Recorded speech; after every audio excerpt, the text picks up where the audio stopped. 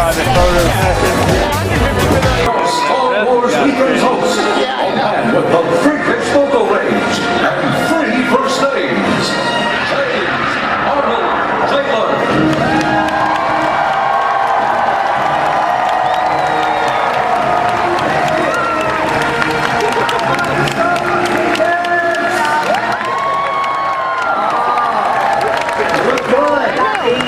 Even all of you out there, you look good. Oh man, are we having fun? Yeah! Well, you're host of Star Wars Weekend, the boys of Obi-Wan Kenobi on the Clone Wars. Anybody watch Clone Wars? Excellent. Hey, make sure you check out all of our other fantastic shows. But right now, I think we should get right to it, don't you? Yeah! Oh man, are you pumped? Yeah! Are you ready? I'm asking all of you out there too. Are you all excited? Ladies and gentlemen, Star Wars royalty. I mean, what can I say about this guy? I'm just going to have to say, wait a minute.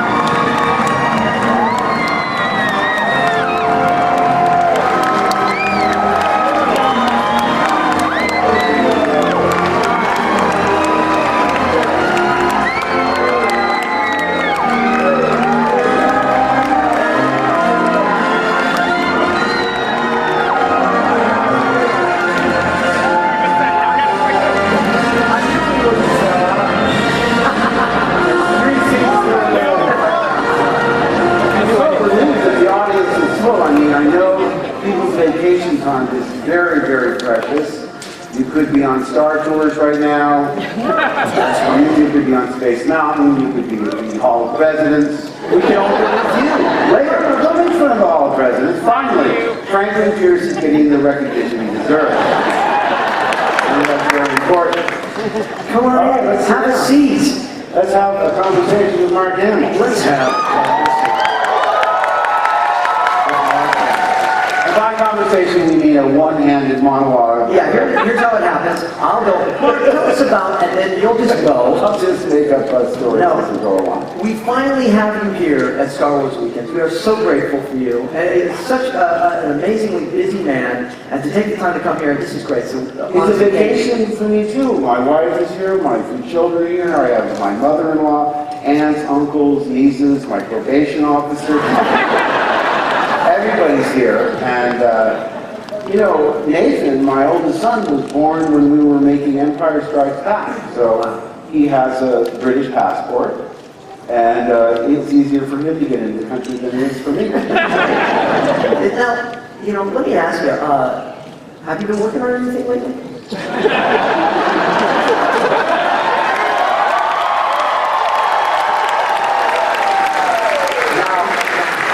Hoping to do this weekend clean shaven. I'm not used to the facial perk. But there's this little independent low budget picture, and it's the life story of George Lucas. I'm up for the title role.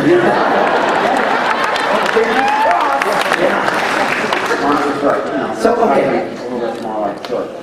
You know, the thing is, here's the thing about all of that. My opinion, Mark, is when I saw Star Wars the first time, it was magical. It was magical for so many reasons, but one of the reasons is I didn't know everything about it. I went in and I just was taken up in the magic of all of it. And that's what I am looking forward to about episode 7, is just having that time where I try to just shut away. So I want to talk to you about your career. I want to talk to you about Star Wars 4, 5, and 6. I want to talk to you about how it all began. So if you don't mind, we're gonna skip over all that because I want to be excited. I know some of you want to be surprised when you see this movie as well, right? Before we leave that subject matter of keeping secrets, it's not a game. You know, it's not like we're trying to annoy the fans or drum up interest. You know, it's like trying to plan a really big, elaborate surprise party. And you're trying to decide what food you're going to get and who's going to decorate it, and you know where you're going to have it, and so forth. And it's it's mostly so we can maximize your eventual enjoyment of the picture. And we want you to see it at the movies, not on the internet. And so it's very annoying.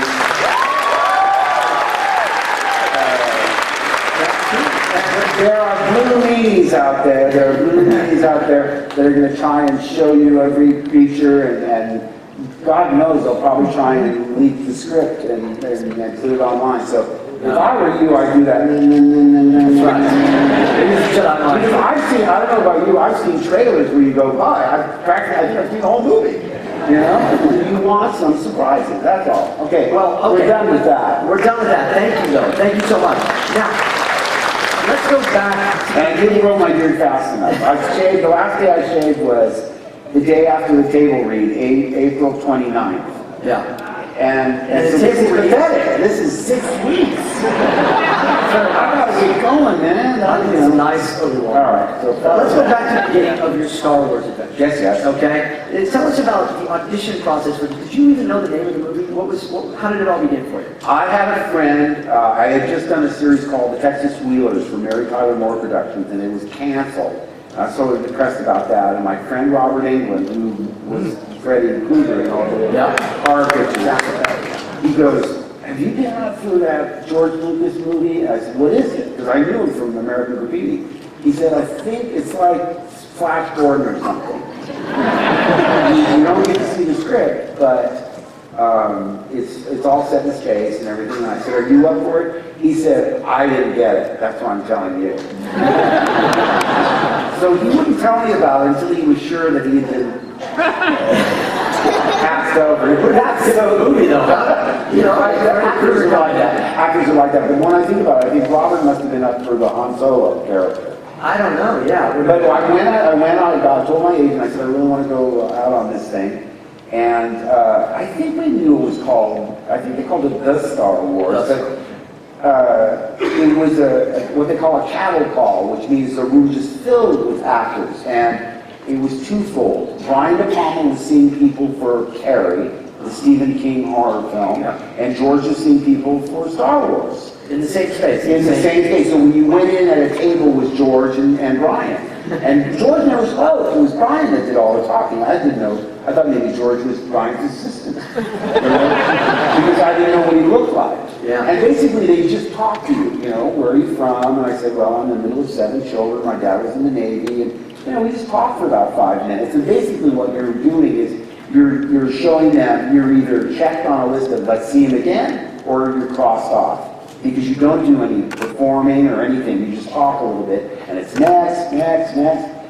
And how did you do? Well, I was told that, Robert said that, and my agent said, one of the characters is a farm boy. So he's probably not really sophisticated, he's probably not all that bright. Not the role I was born to play. He should probably look freshly punched, slightly bewildered. But so you try and go in and be genuine and just be who you are, but you have no idea of what they're looking for. And then months later, maybe 6 weeks later, I got a 6-page scene in the mail. And that was the first time I'd seen any material. And I went in and I did a video taped screen test with Harrison. And I got really excited because I knew Harrison Harrison, from who's that? Harrison Ford, yeah. Oh, come on. And I knew him from American Graffiti. Yeah, he was pretty great. Now look at this. See, I love it. All these great candid shots. You don't look like you're having so much fun. Right.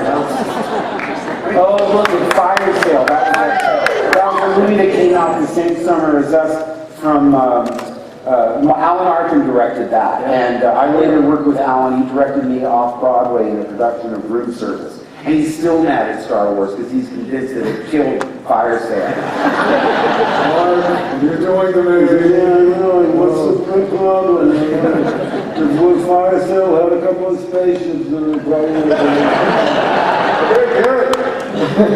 Would have been great. No, but so we went in. I read this screen test. Yeah. I'm thinking, is this like serious or is it a parody? It seemed to me like it could be like Mel Brooks or something. Do you remember some of the lines? Here's the thing. Now, I've done this before. Bear with me if you've done this before. But there's a line that was in the screen test that's not in the movie. And all these years later, 163 years later, I still remember this line. Because we're in the cockpit of the Millennium Falcon, and there was no Wookiee. It was just Han Solo, and he was like, "Hey kid, you know, I did my part."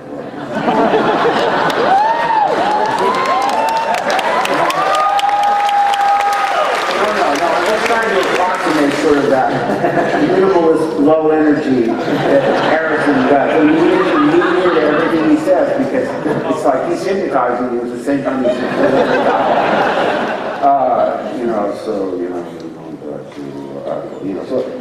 but anyway, he was saying that we're turning back. And I said, and my character says to him, but we can't turn back. Fear is their greatest defense. I doubt if the actual security there is any greater than it was on Aquila or Celis. And what there is most likely directed towards a large-scale assault. And I went, who talks like this? I mean, you can diagram that sentence. Yeah. Let's break it down. Fear is their greatest defense, meaning whatever that, because that's no moon, that's a space station. That's why it wants to turn around. And regarding that space station, I say, but fear is their greatest defense. I doubt if the actual security there is any greater than it was on Aquila or Celis, two made-up names of little asteroids, that I get. Sure. And what there is most likely directed towards a large-scale assault. In other words, we're small enough in the Millennium Falcon to slip in because they're looking for big armadas. Yep. So, I mean, it made sense when I broke it down, but I remember saying to George, I said, this is like kind of in fun, and he was like, let's just do it, we'll talk about it later. Which I later learned from experience, when George says that, it means let's do it now and never talk about it.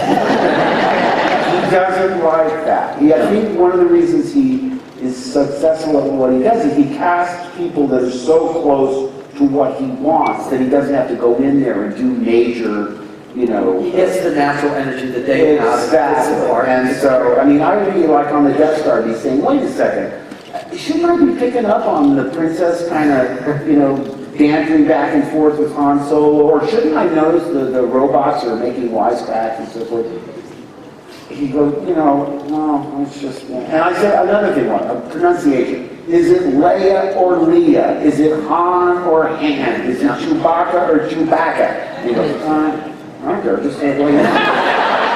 And I said, you mean there's no right way to say these names? And, well, it's regional. Yeah.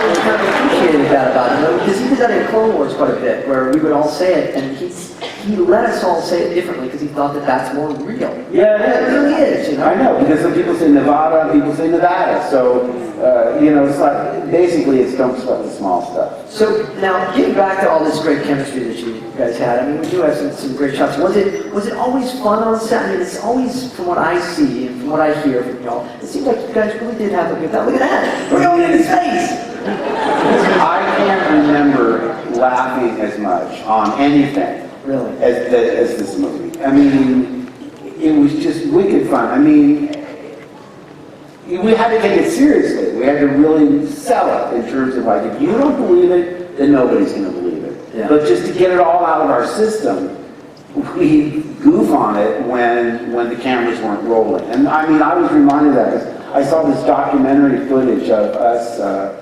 making our way back to Lily Poppin when Alec Guinness gets cut down. Yeah. And that's a really traumatic moment for Luke. But like I said, it was like put out on the biggest playground with all, you know, props, your own toy robots and laser. I mean, how could you not have fun? Yeah. If you can't have fun doing that, then you're in the wrong movie. And I do remember the Swing of Boss. You just had a picture up of Carrie and I was looking forward to that all week long. I said, 2 days, doing the swing across, tomorrow.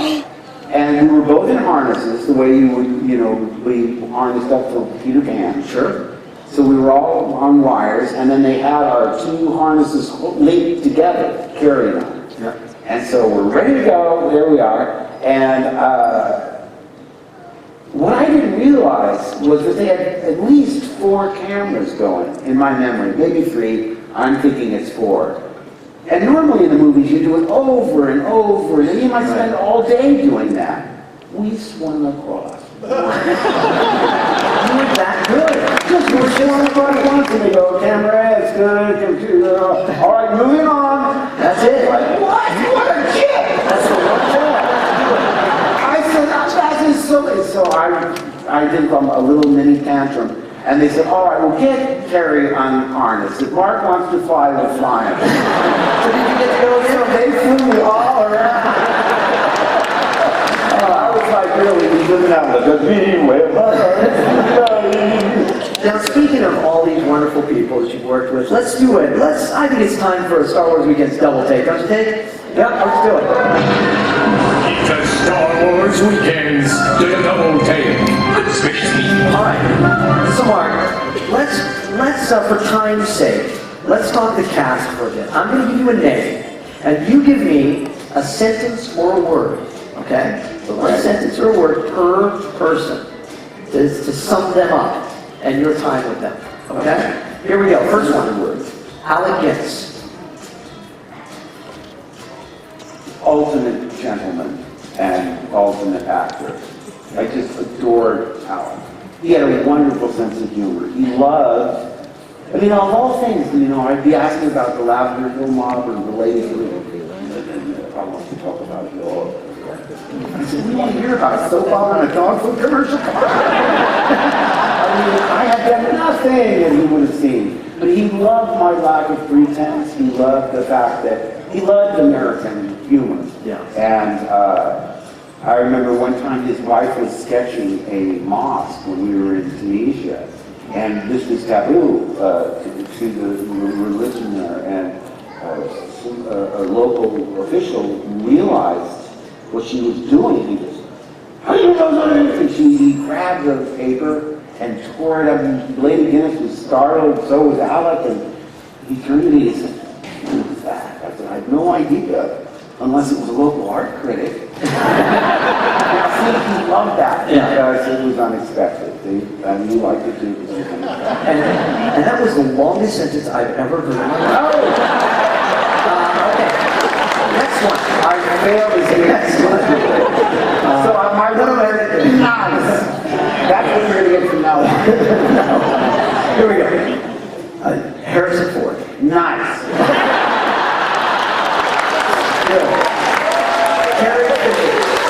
Carrie Fisher. Very nice. Give us more than 2 words. Come on.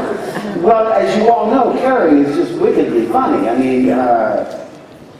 Incredible wit, and her mother is just a legend in cinema history. For those of you that don't know, Debbie Reynolds. Debbie Reynolds. And really a wonderful actress. I don't think she gets the credit she deserves because she sings and dances, and they somehow think that makes her less of an actress. And if you see her in How the Westerns Won, or that's the recent thing where she played Liberace's mother. Pretty great, yeah. I didn't even recognize her. Yeah. She was a wonderful actress.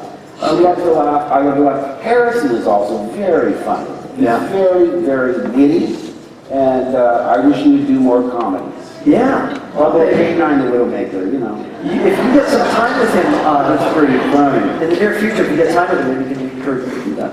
I didn't do that. If you get time with him anytime in the near future, you can encourage him to do some comedies. Yeah. Okay, Irving Kershner. Brilliant. And really in tune with the mystical aspects of, see, you know, where George really didn't want to talk about things, Kershner was an actor's director. He really loved talking about motivation and backstory, and well, there he is. Right there, as you say things, it comes out right there. It's amazing. Disney magic. I better not talk about my honeymoon. I know. We got a great show for you tonight. Frank Oz. Frank Oz. Oh, Frank.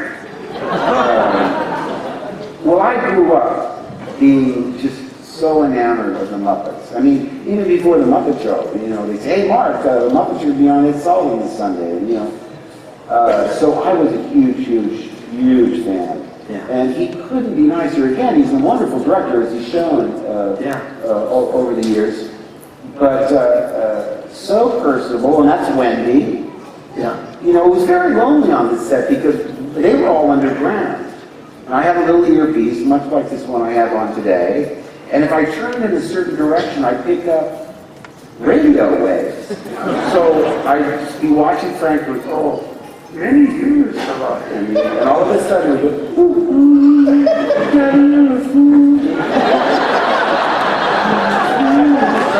go, I'm in the Rolling Stones. Oh, there he is. I said I sort of laughed, you know, right in Yoda's face, didn't I? You do a pretty good Yoda. I think. Maybe. Well, you know what happened is we all started doing Yoda. Everybody, you know, then we'd break for lunch and the blue guy would say, to the commissary you are going. So everybody was talking backwards and talking like Yoda. And Frank eventually said, you know, please, it was posted on the call board, please stop doing Yoda because Frank's starting to do your version of his version of his version. So you got to stop that. But you know, they were really forthcoming in terms of letting me put the puppet on. I went up into Stuart Freeborn's workshop when they were whipping up the phone to make Yoda.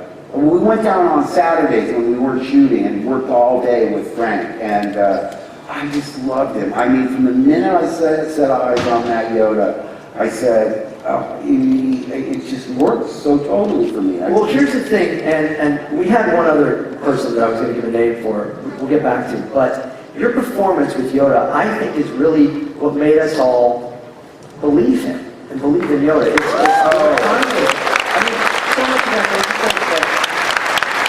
because it's just the two of you. There was never a doubt that Yoda was alive. I mean, it seemed that the two of you had this special bond. You know? And I held my breath and kept my fingers crossed because I said, if we get one critic that mentions, even in a positive way, that Hamill works well with puppets, I said, we're dead. And Frank, I mean, that's sort of an insider. I mean, James being an actor himself would understand, but Frank actually said to me,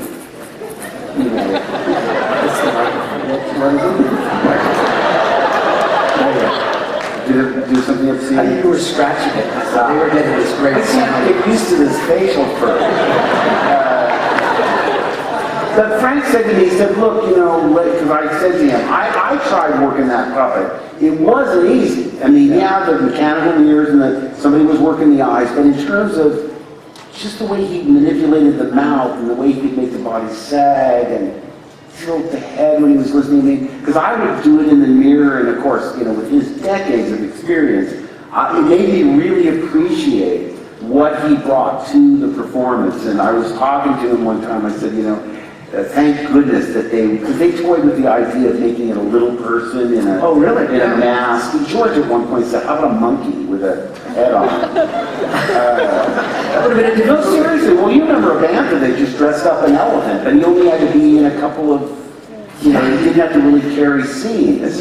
We didn't have to lift the next swing. Yeah, and I've worked with some pretty uncouth actors, but never a spider monkey in a mask.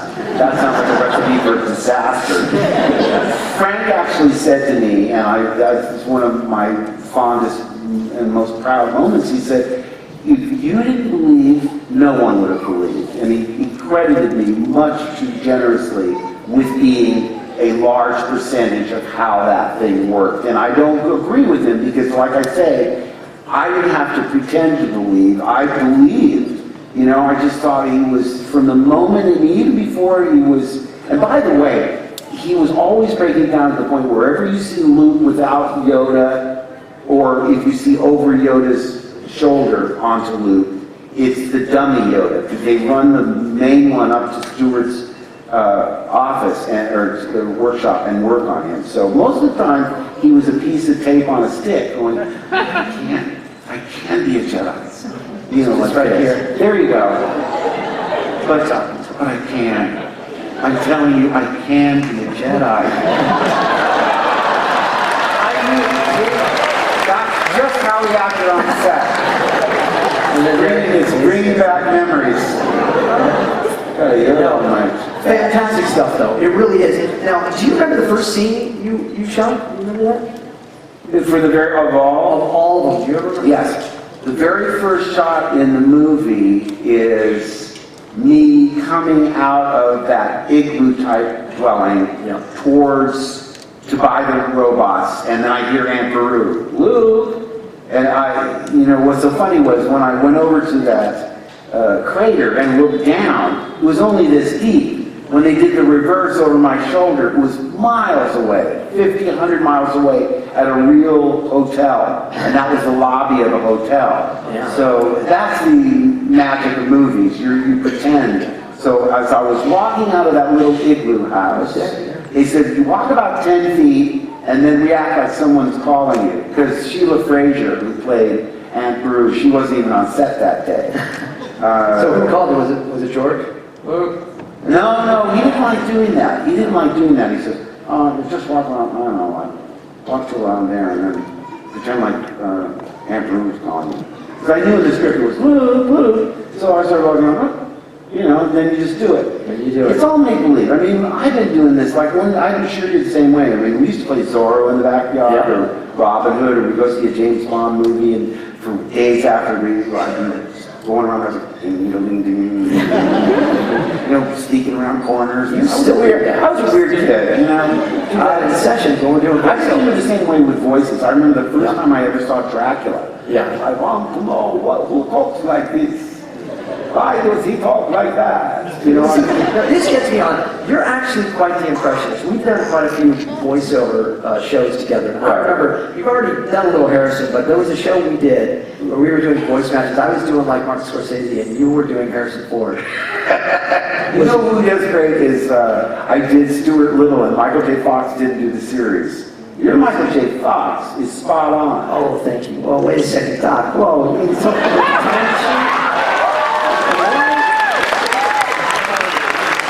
Close your eyes and you're there. The way I see it, Marty, if you're going to build a time machine into a car, why not go with some style?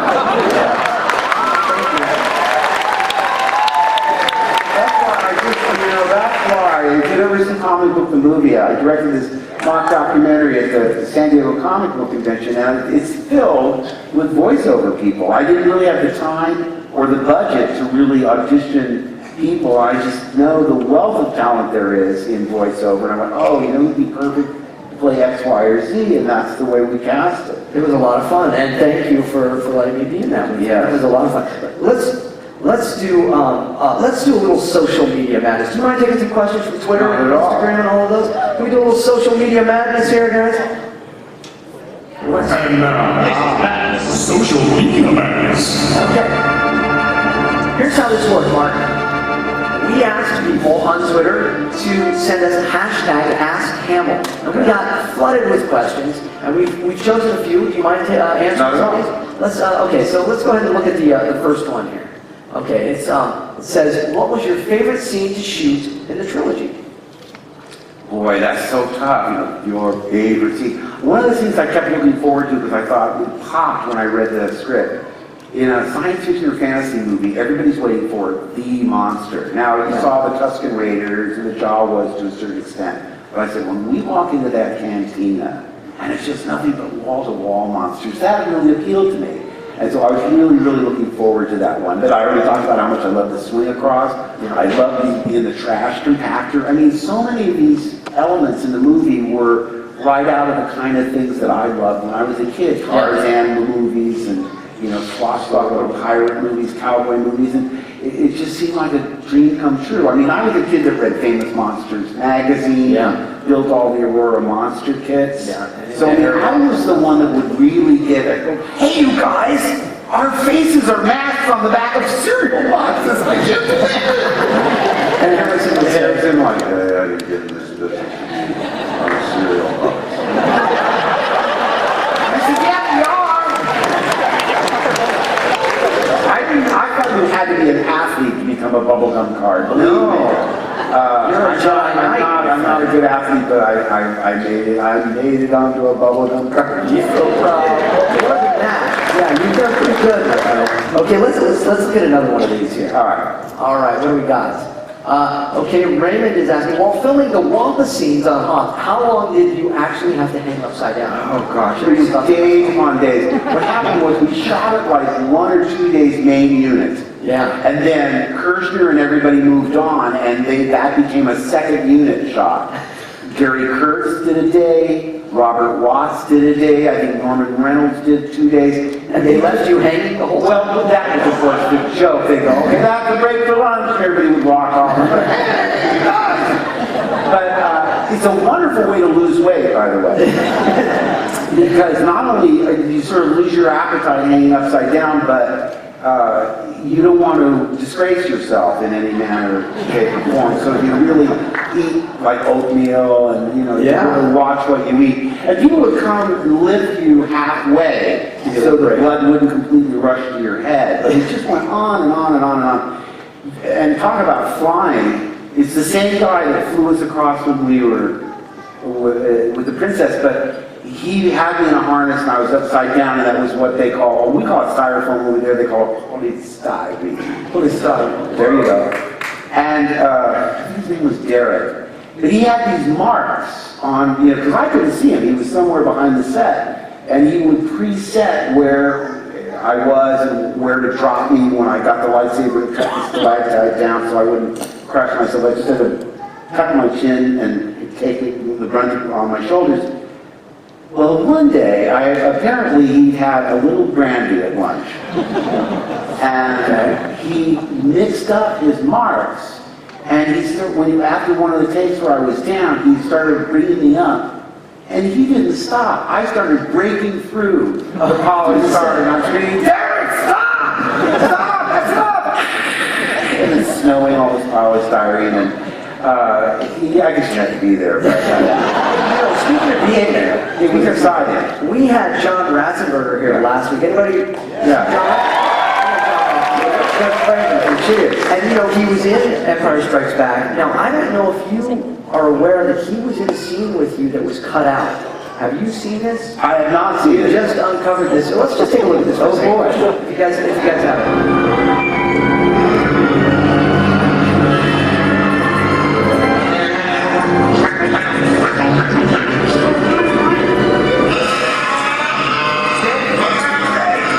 Hey, what's the matter?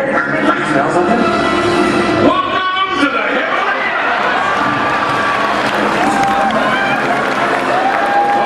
Okay, rule number 1 out here: never go out in a blizzard.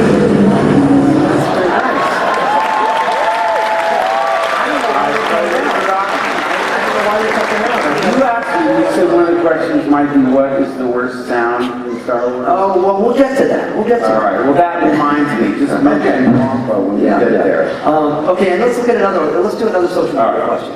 Oh, that's sweet. It's not much of a question. It's more so, and I love you. Look at that. That's right. So I hope you want to see that. All right. Okay, very nice. Okay, and one last one. We have time for one last one? Let's take a look. Sure. Could you do a short dialogue between Luke and the Joker, where Joker tells you...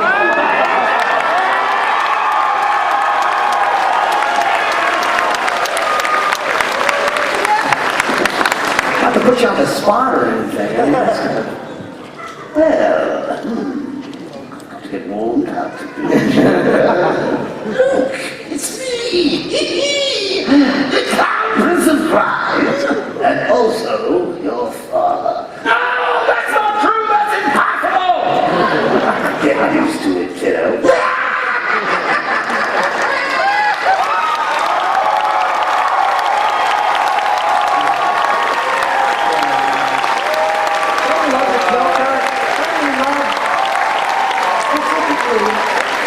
There's always dialogue. Paul Dini is a wonderful writer. Paul Dini wrote some of the best Joker episodes. And all these years later, lines pop into my head like, without Batman, crime has no punchline. Crime has no punchline like it needs one? He's just wonderful, you know? Because let's face it, it's the Dark Knight that made me the happy camper I am today. How I agonized over how to thank him for that. Perhaps with a cyanide pie in the face, or this floating whoopee cushion painfully placed in the Batmobile. That is,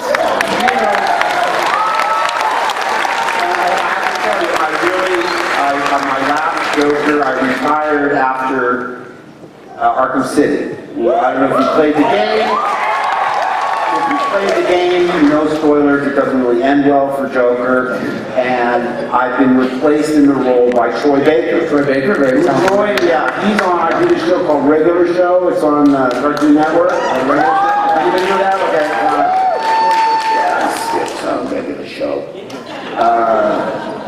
Yeah, you do that very kind of flip, but you're one of the most talented voice actors out there, and we all are always so privileged when you come in. So, you know, whole second kind of career. You know what was great about the voiceover people, because I didn't really get into it until the early 90s. I did something when I was a teenager. I did the animated version of Trina Genie in the Larry Hagman role. Now, gee, cut that out, and you're going right back in the bottle. And Julie Porter was Genie doing an incredible Barbie Eden. And I worked with Larry Hagman, and when I told him that, I said, you know, I can't do you, but I played your part in the cartoon version. Now, that would have been like 72 or 3. Okay. And then I didn't work again in voiceover. By the time I did it again, it was Joker. And I didn't know about voiceover agents who were specialized just in that, because I got Genie through my theatrical agent. But the reason I'm bringing this up is when I went to do my first voiceover jobs, I knew who Rob Paulson was, I knew who Jeff Bennett was, I knew who Tress MacNeille, Maurice LaMarche. Now let me explain to them. Frank Rob Welker. Paulson and Maurice LaMarche are Pinky and the Brain. Anybody know Pinky and the Brain?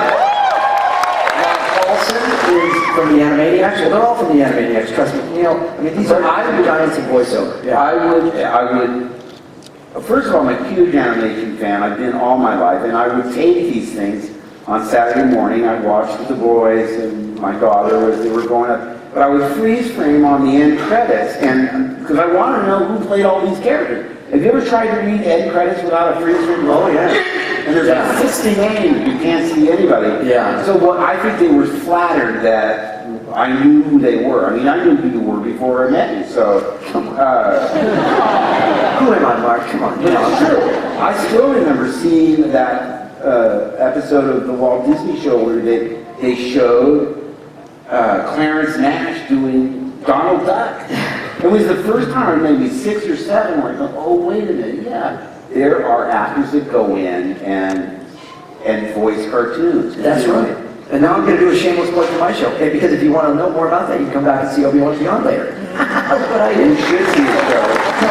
Hey, honestly though, we really appreciate that you are such a lover of voice acting, but you are a tremendous voice actor, and I thank you, because the first project we ever worked on, I played the kid version, and you played you did this great old, man, it was just a narration, you were narrating, so we played the same character. And Is that right? Yeah, this was many, many years ago on an animated film. I think it was called Arrow Troopers? Arrow Troopers. Was it Arrow Troopers? Yeah. So that was fun. So we played the same role. That was my first time working with Well, you know, I finally, after all those years of being asked, I said, okay, I'll do a Clone Wars, and so I did one episode. Yeah, and they said, don't tweet or don't talk about it or don't mention it. I said, oh, okay. 3 years later, I mean, it's been on, it's gone. Yeah, it was on Netflix. It's in season 6, and you are fantastic in it. You played it. Was it never on Cartoon Network? It was not on Cartoon Network. It is on Netflix. You can see it now. And you play Darth Bane. Bane, yes, exactly. And the reason I started it, when they said, "Oh, is that him?" That's him. Because they said, I said, "What do you want me to do?" I said, "I kind of want to make it special, so find something that's fun." And they had me at Darth. Yeah. Because I thought, Darth anybody's got to be interesting. We wanted you on that show for so many years. It was fantastic that you actually got to play that. Tom character. Kane That did. particular character. Tom Kane is Yeah, fantastic. right. Hey, you know, we are looking at doing something here that I love to do. It's time that we take you inside the Aquar studio. Oh. It's a trap! So here's how it's going to work. I'm going to ask you 7 questions. Okay. And if you can just give me the answers here, best you can, we'll see what happens. We'll see how much we all learn about you in Star Wars, okay? Question number 1. What is your favorite Star Wars film? It's like asking who's your favorite child. I love them all for different reasons, but if you really press me, I have to say Empire, only because it asks so much more of the audience. It's much more cerebral. It's got elements that are really scary. It doesn't end happily. Yoda's introduced. It's just a much more textured, interesting film. But I can make arguments for Jedi and the original as well. That's good, that's good. Okay. I love all my children. And we have 2 other days of this, so you can answer differently. Oh yeah, I'll switch answers tomorrow. What Star Wars sound do you love? I love any language that you don't understand, whether it's the Jawas, yeah, or the what do they call the Sand people? Yeah. There you go. Ewoks, any or R2 is a symphony of emotions, and yet we have no idea what he's saying exactly. And I think that again is engaging your imagination and you're filling in what he's saying and to 3PO. So Okay. that's what I love. And you gave us a little hint here. What Star Wars sound do you not love? Okay, this is a pet peeve of mine.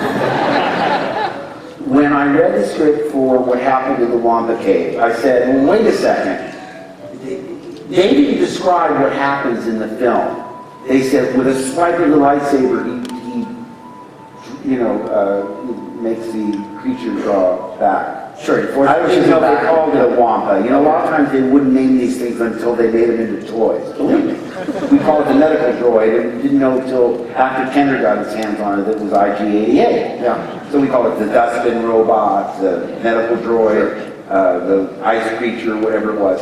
And I remember saying to them, I said, well, wait a second, the camera was here, and all I had to do was this with the lightsaber. Yeah. And I said, no, wait a minute, guys.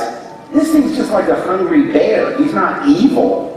So I'm just like nicking his fur, right? I'm just scaring him a little, just giving him a little sting, like with a fly swatter. And, oh, yeah. Don't worry about it. You know, Luke would never, because I said, Luke loves animals. I mean, our partner loves animals too, and I don't want to do anything that would be cruel or inhumane. Oh, don't worry about it. Cut to me in the theater a year and a half later. Not only do I cut his arm off, it comes down in slow motion. Boom, and hits the deck. Yeah. So the sound that he makes when I cut his arm off, it's just, I'm still Okay. But they tricked me. I specifically asked. I'm not going to hurt him, right? I'm just going to nick him. Oh, yeah, don't worry about it. Oh, come on. Okay. Question number 4. What is your favorite Star Wars word? Wookiee. Excellent. What character besides your own would you have liked to have been? Oh, you got some time on your hands? When I first read it, I don't know who's playing this Darth Vader guy. But and I also thought of the humans. Who wouldn't want to be Han Solo? He's wisecracking, hey, he's mocking the Force, you believe in that Force garbage? I mean, he was the modern voice of cynicism, which I think was a great release for the audience. They were able to accept a lot of the more corny elements of the movie because there was a surrogate making fun of everything for them. Yes. I think that was very clever. So everybody wanted to be Harrison. I did, I know. On that note, what character would you not like to be? Well, Princess Leia's kind of a stretch. I'm Maybe in my slimmer days I could have pulled it off. Okay, and final question. Mark Hamill, is there anything you would like to say to your fans? Listen, guys, over the years, we have been I for sure have been so moved at the amount of support and affection that you've displayed. It's to the point where I don't even think of you as fans, you're more like family. I mean that. I really mean that. I don't want to get too sentimental here, because I'll get all choked up, but we are just astonished at the kind of, I call you UPFs, the ultra passionate fans. And if it weren't for you, I mean, we wouldn't be here. They certainly wouldn't be doing episode 7. Like I say, I mean, even to this day, I'm backstage going, is the theater filled? You know, the first thing I saw were 3 empty seats. I said, oh no. My popularity is taking a nosedive. But really, I can't thank you enough for all the support over the years. And as I said before,